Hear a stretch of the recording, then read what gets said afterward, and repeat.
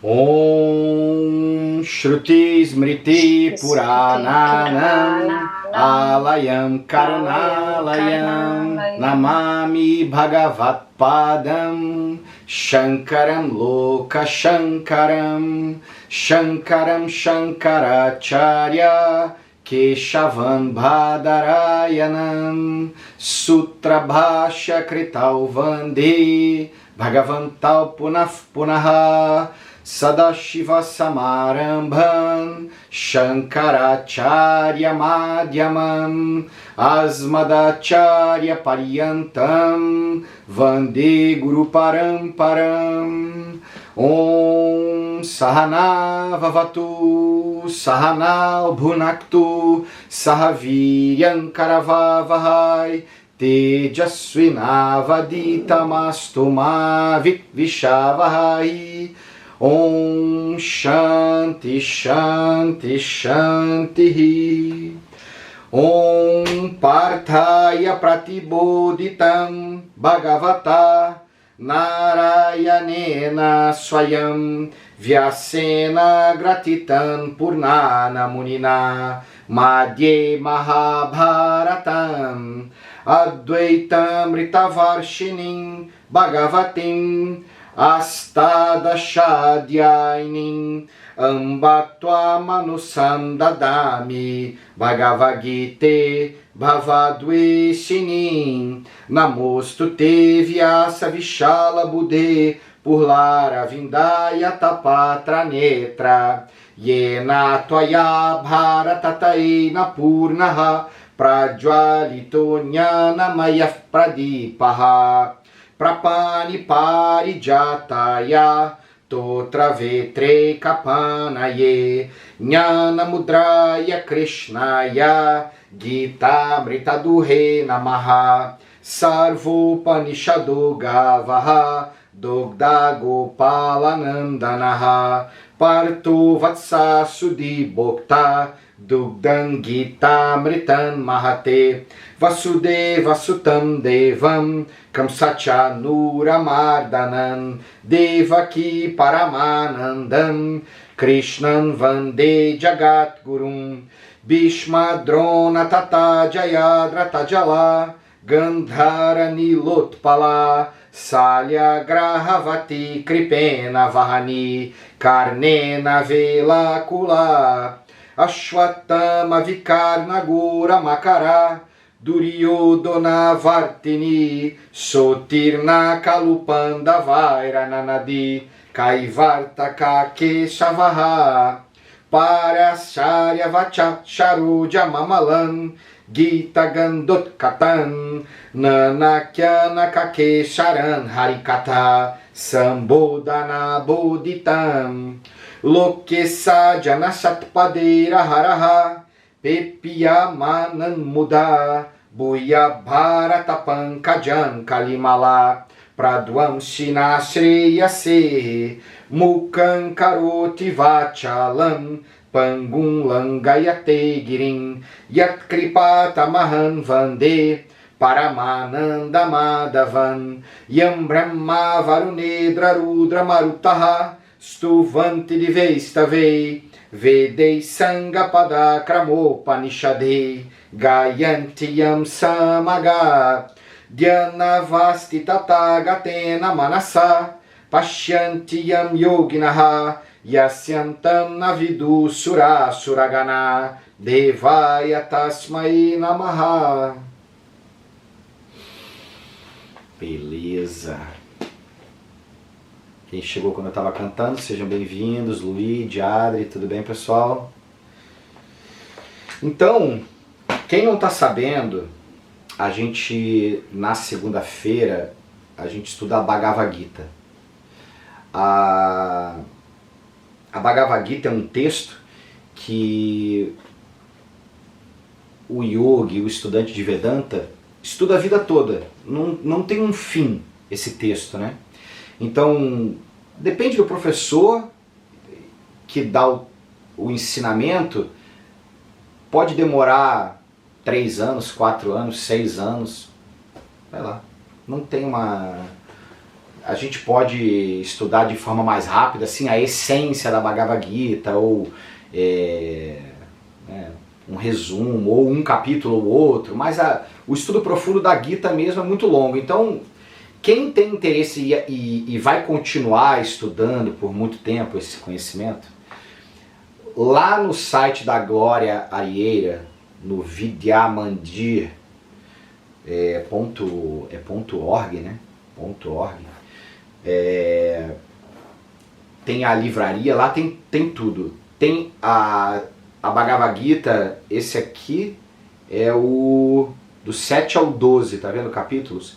Então são 3 livros desse aqui, é uma forma que você pode comprar, e daí vocês vão poder acompanhar mais fácil, né, o que eu tô lendo, o que eu tô ensinando. Em todos os livros, tudo isso que a gente canta, Gita Dhyanam, que a gente canta antes da aula, tá aqui no livro também, né, então vocês também vão poder acompanhar melhor. E é um investimento que vale muito a pena. Também tem um outro lá que é um livro só, com os 18 capítulos, e com espaço para anotação. É uma questão de gosto. Eu prefiro esse aqui, que são 3 volumes, e aí a gente pode acompanhar. E daí na aula de quarta-feira, 99% dos textos que eu vou ensinar vai ter lá na Livraria da Glória também para vender, seja em forma de livro, seja em forma de apostila, tá? Mas se por acaso não tiver algum, eventualmente não tiver, também daí eu mando para quem tiver interesse em ter o texto na mão. Eu acho ótimo ter o texto na mão, acho que todo mundo deveria ter, e facilita, né, para a gente poder acompanhar. Então a gente está na Bhagavad Gita, no capítulo 11, no verso 41. Então a gente vai ler o 41 e o 42 agora. Considerando você como um amigo, então Arjuna, que é o aluno, está falando com o professor, Krishna. Nesse momento que Arjuna está falando com Krishna, aconteceu uma mudança na visão de Arjuna com relação a Krishna. Porque quem não acompanha a história, Krishna é primo de Arjuna, eles cresceram juntos, tem uma idade muito parecida. Eles sempre foram grandes amigos, né? Não eram, sempre foram grandes amigos. Mas agora que Arjuna conquistou essa visão especial do divino e viu que aquele amigão dele, que ele estava sempre do lado, na verdade é Deus. Então é desse ponto que Arjuna está falando essas palavras. Agora essa pessoa que sempre esteve do meu lado, sempre achei uma pessoa incrível, mas um grande amigo com um grande conhecimento, um yogi incrível. Tem vários por aí, né? Agora não. Agora esse meu grande amigo é Deus. É o próprio Deus. Não é um intermediário também. Não é alguém muito especial. É Deus. Então, é dito que quando Deus vem para a Terra, quando o divino encarna o humano, ele é chamado de Avatara. Avatara, todo mundo já ouviu falar nessa expressão, é um avatar, porque no Sanskritam, que é a língua original da Índia, da tradição védica, a pronúncia é Avatara, com A no final. E o Hindi, que se fala hoje em dia na Índia, eles cortam sempre a última palavra, porque a língua vai ficando corriqueira e o pessoal quer falar mais rápido. Então vira Avatar. Avatara, qual é a diferença? Avatara é em sânscrito e Avatar é em Hindi. Avatar é quando o próprio divino encarna na forma humana. O divino encarna na forma humana sem a necessidade de encarnar para colher frutos, que é diferente de nós indivíduos, que apesar de sermos o divino, não sabemos. Então a gente está grudado na ignorância, e grudado na ignorância a gente precisa encarnar para colher frutos amargos, sofrer bastante, para a gente poder amadurecer, né? E aí descobrir quem a gente é. E uma vez descobrindo quem a gente é, então agora eu não fiz ação nenhuma, porque eu sou o divino, eu não sou o corpo, e por isso eu não preciso colher nada, né? É o processo de libertação do ser humano. Mas o divino não precisa se libertar de nada, é o próprio divino. É todo conhecimento. É tudo. Então, quando o divino encarna, ele não encarna para colher prazer nem sofrimento, como acontece com a gente. Ele encarna para ajudar. É assim que é dito. Que quando o Dharma, esse conhecimento, essa capacidade do ser humano de ver as coisas com clareza, quando isso está destruído, então é dito que o divino encarna. Mas não necessariamente é uma encarnação de Buda, de Jesus, de Shankara, seja lá quem for, que vem um ser para iluminar toda a humanidade. Não é bem assim. Não é bem assim. O Dharma, ele pode tá precisando de uma ajuda com uma pessoa individual. Uma pessoa, basta uma pessoa que está verdadeiramente vivendo essa vida de yoga, que está verdadeiramente no seu processo de compreensão da sua real natureza. Quem sou eu? Está verdadeiramente no processo de libertação da ignorância.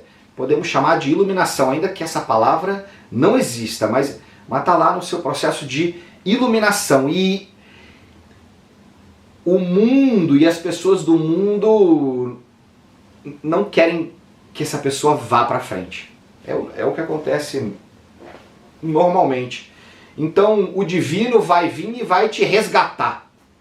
Vai te resgatar. Vai vir Krishna, vai vir Buda, vai vir quem? Não, vai vir o conhecimento. Vai vir o conhecimento.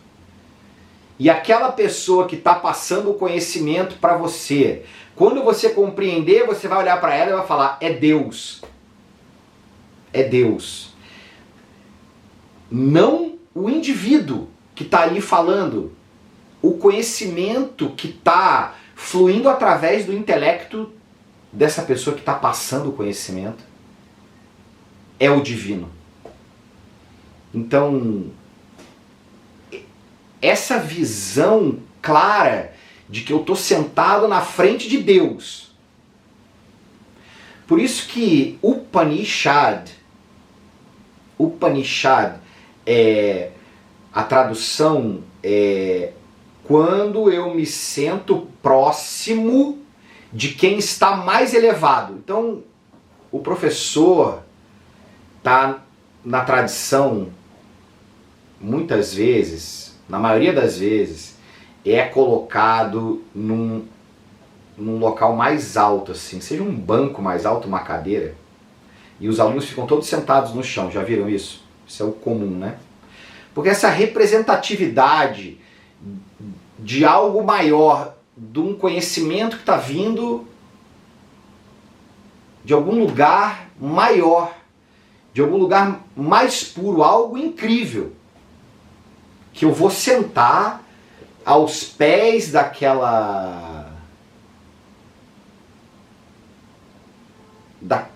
daquele intelecto, aí descarta todos os defeitos da mente e do corpo da professora e do professor. Eu estou sentado na frente daquele intelecto que consegue transmitir o conhecimento. Então agora eu vejo essa pessoa como Deus. Eu vejo como Deus. Então Arjuna caiu a ficha. Está sentado na frente de Deus. E aí ele diz: considerando você como um amigo... Você precisa desbloquear seu iPhone antes. A Siri quer participar da aula. Só um minutinho, Siri. Considerando você como um amigo, estas expressões impertinentes, ó Krishna, ó meu grande amigo, foram proferidas por mim.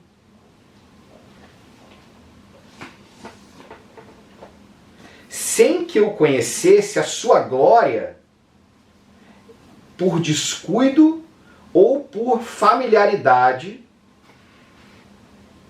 e ainda talvez por divertimento.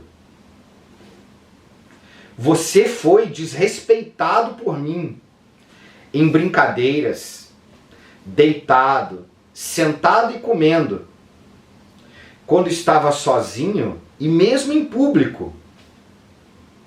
Ó Krishna, por isso eu peço perdão a você, que não pode ser conhecido.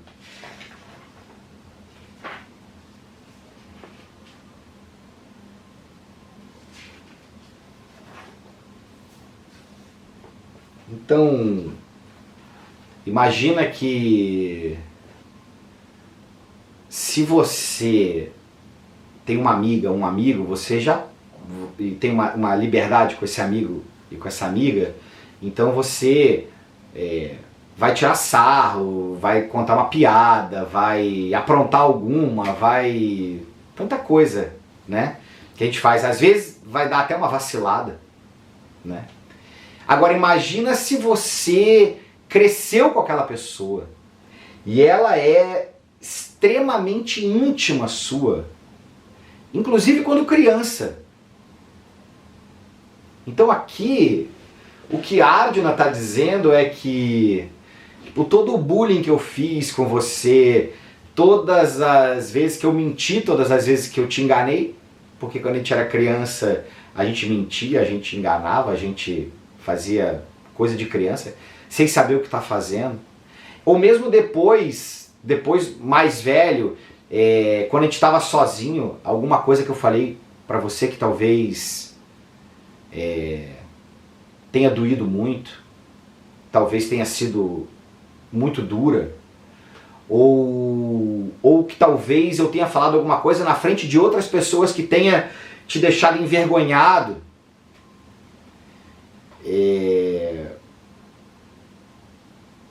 Por favor, me perdoa. Me perdoa porque eu não sabia o que eu estava fazendo. Eu não sabia com quem que eu estava lidando. Então, Krishna, entenda que eu fiz o que eu fiz, eu falei o que eu falei, porque eu te via como um grande amigo.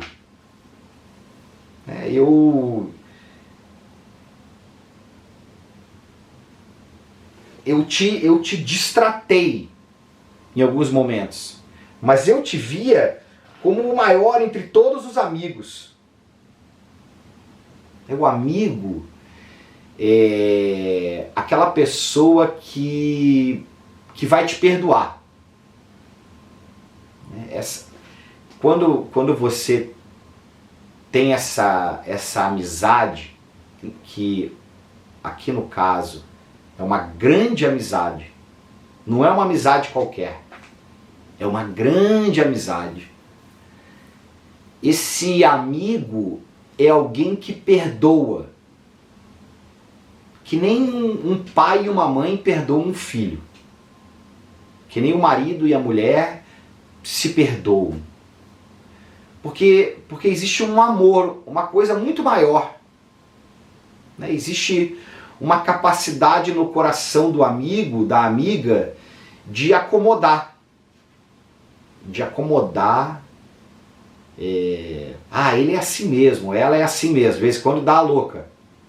Tá tudo bem. Capaz de todo mundo brigar com aquele amigo, mas mas você não briga, né, com aquela amiga, com aquele amigo. Então, aqui,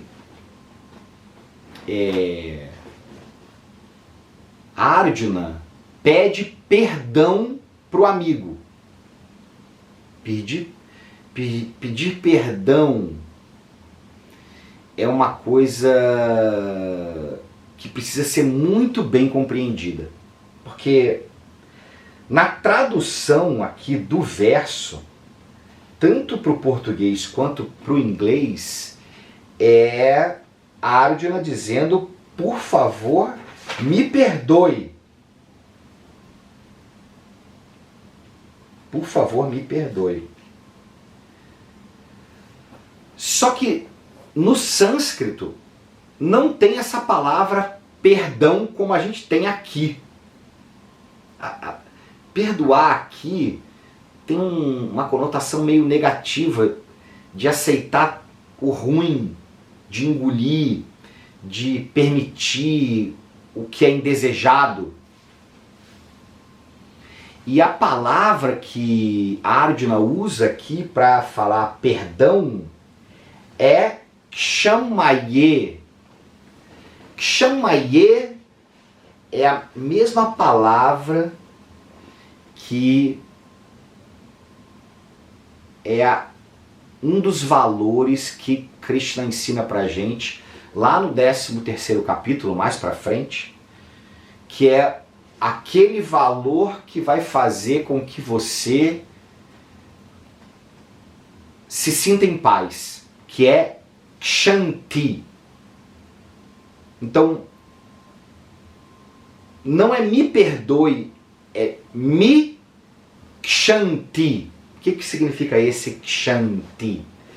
Shanti é paz. Paz. Então, como que qual é o tipo de pensamento, de compreensão que eu tenho que ter no intelecto, dentro da minha cabeça, para conseguir ficar em paz? Uma paz que não dependa de todo o conhecimento de Vedanta, de todo o conhecimento dos Vedas, não é isso. É uma Kshanti, é uma capacidade que o ser humano tem, apesar de não ser natural para a gente isso, pelo menos não para todos, de aceitar a mim mesmo, as pessoas e as situações como elas são. Kshanti. Então, Kshanti é o antídoto para o desejo. Aceitar as pessoas e as coisas como elas são é o antídoto do desejo, da mente que não aceita as pessoas e as coisas como elas são. Então, Kshanti é uma característica da mente da pessoa que é santa. Olha só, a pessoa santa não é a pessoa sábia. São duas coisas distintas, que a gente normalmente mistura um pouco isso. É um santo, foi canonizado. Será que ele sabia que ele, ou aquele ser ou ela, era Deus? Porque para ser um sábio, uma sábia, você precisa se reconhecer como divino. Você precisa descartar tudo aquilo que você acha que é você e se identificar com aquilo que você realmente é. Isso é uma pessoa sábia. Mas uma pessoa santa não é assim. Uma pessoa santa é uma pessoa simples e em paz, e calma e tranquila. Tem por aí. Tem um monte. Às vezes a gente conhece. Fui lá numa cidadezinha no interior, lá tinha um senhorzinho, uma senhorinha, e eles vivem a vida deles lá e estão sempre em paz. Eles estão sempre satisfeitos e eles estão sempre com um estado mental de não violência.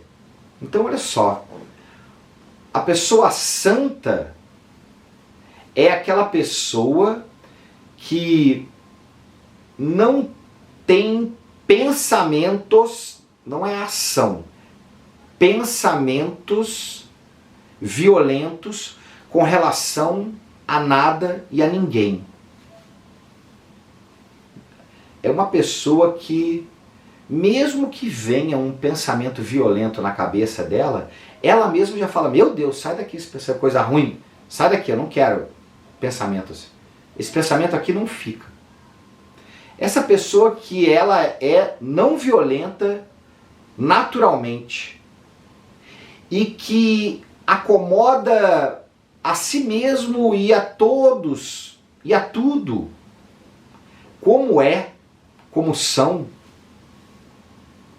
essa pessoa é Kshanti, uma pessoa santa. Uma pessoa santa.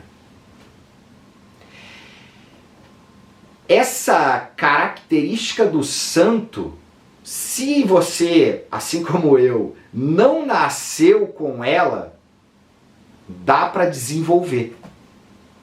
Dá para desenvolver através do discernimento, através da capacidade de compreender. Compreender que a violência ela não vai trazer nada do que você está querendo. Ela vai tirar a tua paz. Então, se aqui Arjuna está pedindo para Krishna que ele aceite Arjuna como Arjuna é. Então, um amigo que perdoa, um pai que perdoa, uma mãe que perdoa, um filho que perdoa, não necessariamente é alguém que vai chegar para a pessoa que foi violenta com você, que precisa de perdão, e vai dizer, você então pode voltar para a minha vida. Isso é o perdão que talvez a gente está mais acostumado a ouvir. Mas aqui Arjuna quer Kshanti. Kshanti é a capacidade de Krishna de separar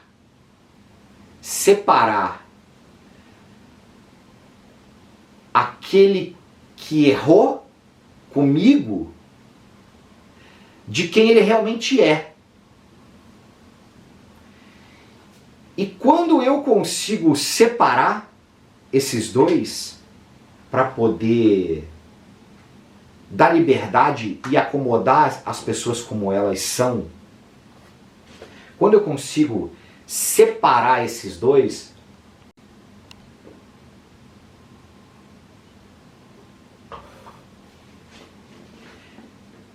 eu sou capaz de olhar de forma objetiva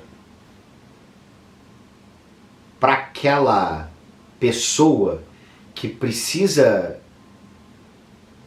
ser aceita por mim como ela é e reconhecer nela, naquela mente e naquele corpo, por que ela é assim, o que levou ela, quais foram os traumas, o que a pessoa viveu que leva ela a reagir com raiva com relação a você. Então, se eu consigo compreender que a pessoa, devido à ignorância dela, agiu comigo dessa maneira e que agora precisa ser perdoado ou aceita ou acomodada,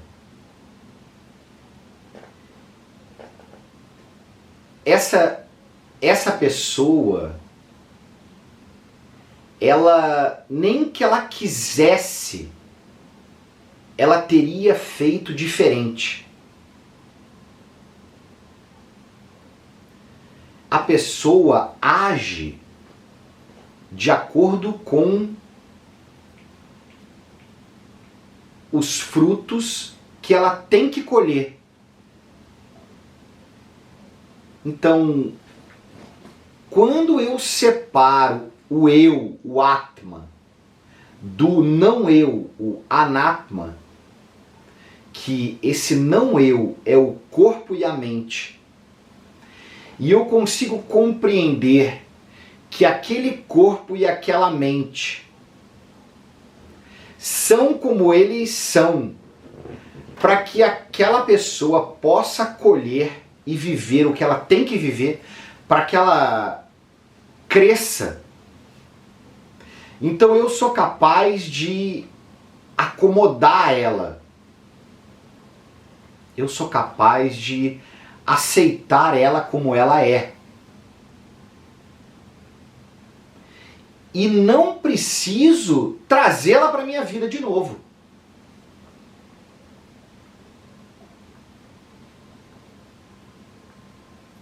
Pode ser que seja possível trazê-la de novo para a minha vida. E pode ser que não seja possível. Cada situação tem que ser analisada individualmente. Você tem que ter um limite até quanto que você é capaz de aceitar.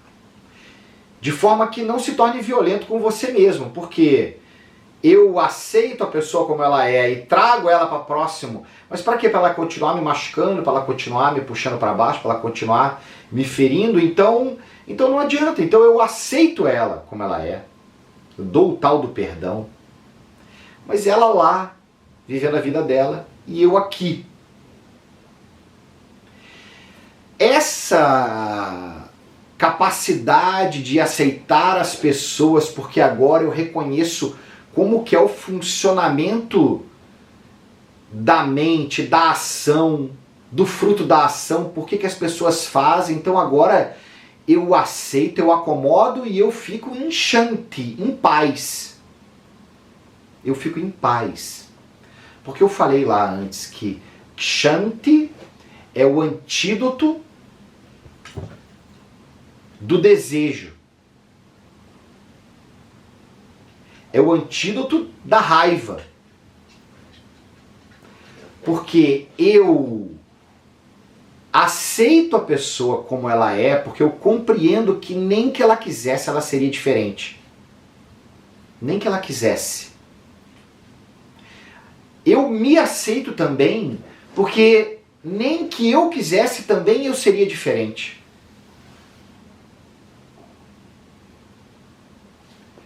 Agora, com a informação que eu tenho nova, se eu quiser eu posso ser diferente.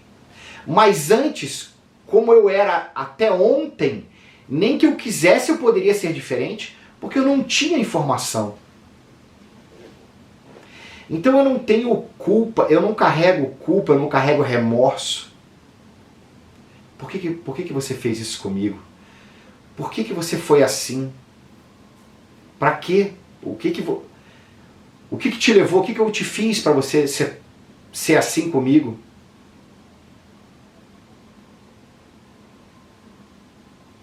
A pessoa, ela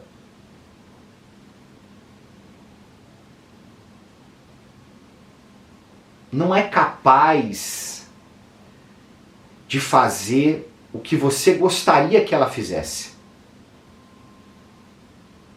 A pessoa só é capaz de fazer o que está ao alcance dela. com aquela mente, com aquela história de vida que ela tem, que ela teve. Então eu acomodo, eu perdoo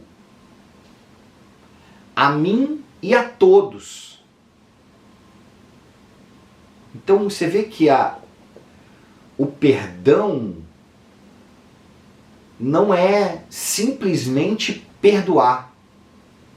Perdoei, pode voltar, pode conviver, pode se aproximar, pode fazer de novo, eu estou aqui disponível de novo para ser maltratado. Não é isso. O perdoar é um processo meu, que a outra pessoa não precisa nem ficar sabendo que está perdoada. Oi, vou te ligar. Tudo bem? Só para avisar que eu pensei bem e te perdoei, tá? Capaz a outra pessoa falar, eu nunca pedi perdão. Porque aqui a Adriana ainda está pedindo, mas a outra pessoa pode falar, nunca pedi perdão. Deve ser igual boba. Liga, tive uma aula de Vedanta incrível e agora eu te perdoei. Você não precisa falar para ninguém. O perdão é você com você mesmo, porque quando você perdoa, você deixa essa pessoa ir embora. Enquanto você não perdoa, você está carregando ela com você, arrastando corrente. Então, eu te dou liberdade para você ser como você é. Seria a tradução do perdão adequado para Kshamaya.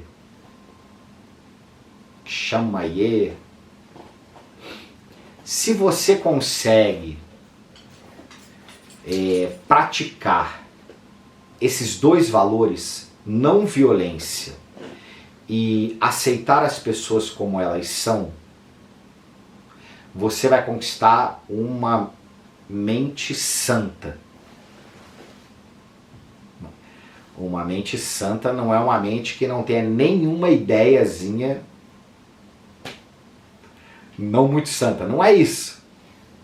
Mas basicamente, eu não quero o mal de ninguém e as pessoas como elas são é o certo, é o adequado e eu não espero que ninguém mude. Eu posso discordar, eu posso fazer muita coisa para tentar mudar, reverter.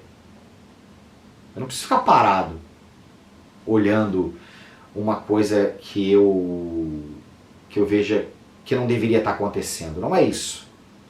Mas primeiro eu me acalmo e aceito. Aquela pessoa, ela é assim, por isso ela fez aquilo. E não teria como ser diferente. E daí agora, o que eu posso fazer a respeito daquilo? Então eu não tenho mais desejo que a situação fosse diferente, que a pessoa fosse diferente. E eu não tenho mais raiva também. Eu não consigo mais desenvolver raiva. Eu posso desenvolver compaixão, empatia, ter pena do sofrimento da pessoa. Mas não raiva. Por que aquele miserável, aquela miserável é assim? Por que fez aquilo comigo? Por que é assim? Por que não é assado? Porque não tinha como ser diferente. Então, portanto, eu dou liberdade para as pessoas que eu amo serem como elas são. Todas. Eu dou liberdade para os meus filhos, eu dou liberdade para o meu marido, para a minha esposa, eu dou liberdade para os meus pais, eu dou liberdade para os meus amigos, para as minhas amigas, para as pessoas do trabalho, eu dou liberdade para todo mundo da cidade inteira, do país, para todas as pessoas do mundo serem como elas são. E sabe quem ganha com isso? Você. Não precisa avisar para todo mundo do mundo. Vou botar no Instagram, tá todo mundo perdoado. Agora, eu perdoei o mundo. Vai vir um monte de hater falando quem é você para me perdoar. Você é muito pior, conheço esse teu defeito, conheço aquele teu defeito.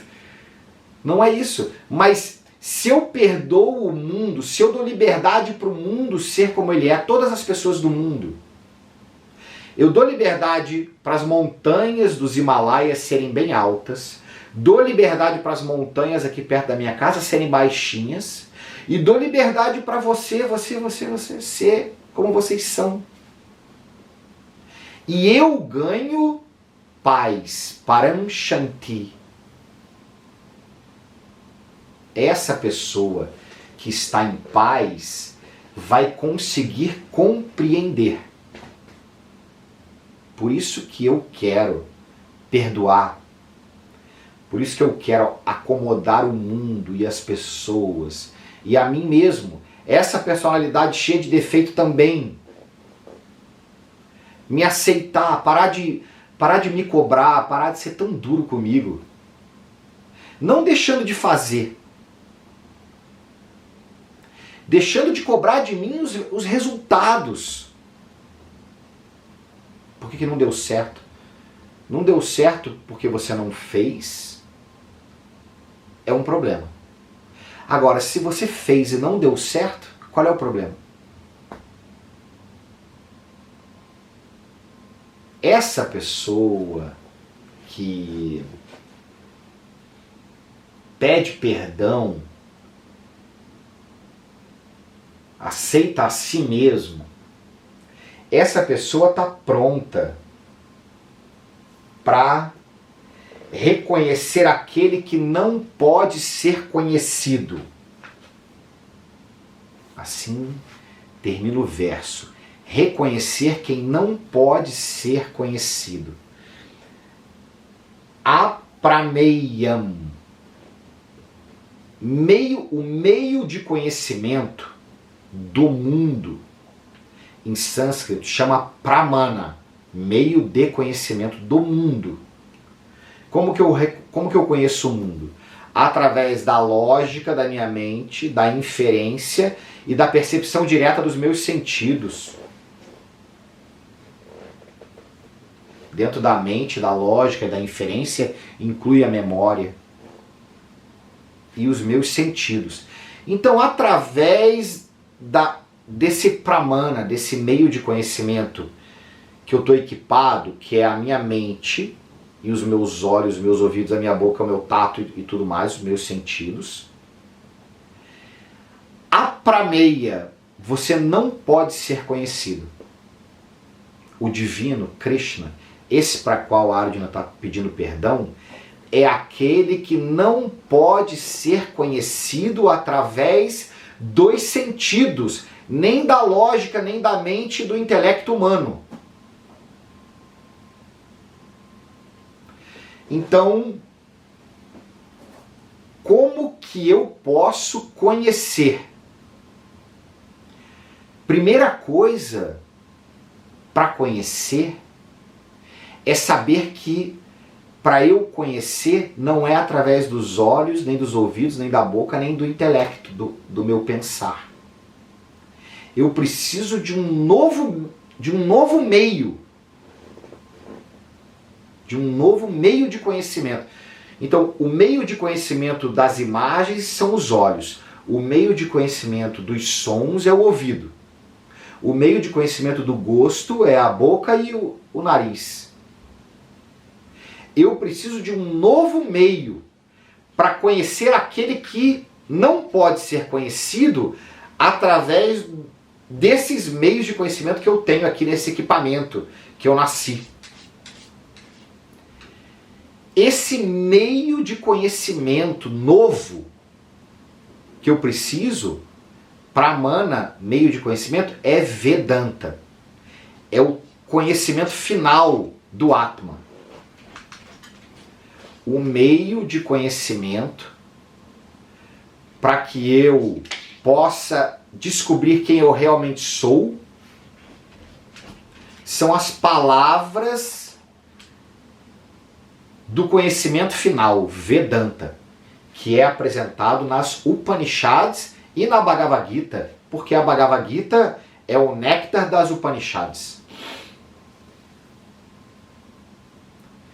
Então, para que eu consiga sentar e escutar essa aula,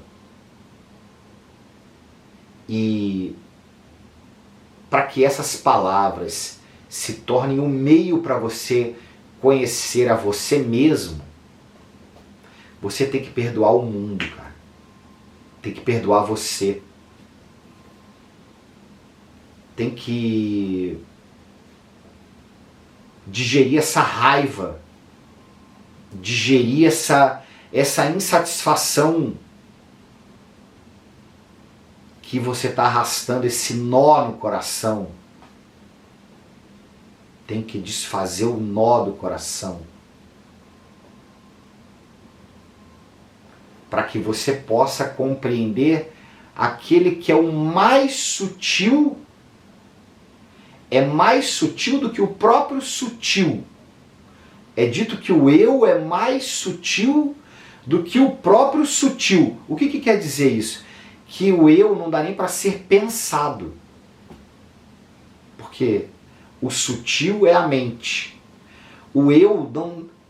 Cara, você vai ouvir Vedanta 1000 anos e você vai ouvir de todo jeito e você vai conquistar o conhecimento, mas você não vai conseguir ter um pensamento claro, puro, que o pensamento consiga apontar para esse eu. Você vai saber, você vai dizer, eu sei, mas não tem palavras, não tem um pensamento específico que demonstre.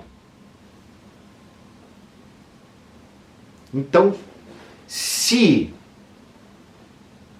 eu concluo que a paz e a felicidade que eu estou buscando só poderá ser conquistada com o conhecimento de que eu já sou essa paz e essa felicidade. Porque qualquer outra paz e felicidade tem começo, meio e fim. Então eu vou me preparar esse equipamento para que o meio de conhecimento consiga operar em mim, para que o Vedanta consiga operar em mim. E eu preparo esse equipamento para o Vedanta poder operar em mim com essa prática de Kshanti, que é o que Arjuna está pedindo aqui. Com essa prática de acomodar